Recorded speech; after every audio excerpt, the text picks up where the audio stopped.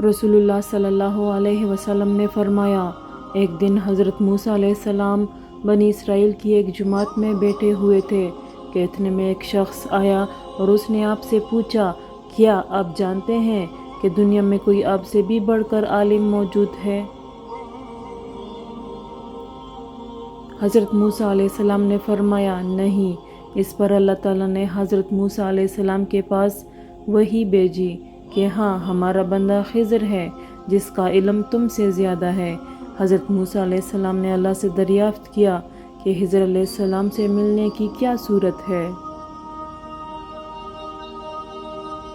اللہ تعالیٰ نے ایک مچھلی کو ان سے ملاقات کی علامت قرار دیا اور ان سے کہہ دیا کہ جب تم اس مچھلی کو گم کر دو تو واپس لوٹ جاؤ، تب خضر سے تمہاری ملاقات ہوگی۔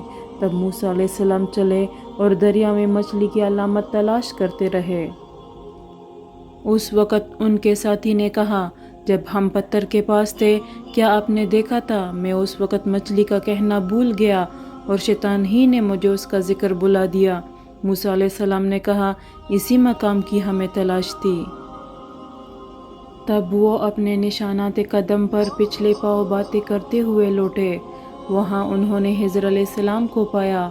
پھر ان کا وہی قصہ ہے جو اللہ نے اپنی کتاب قرآن میں بیان کیا ہے۔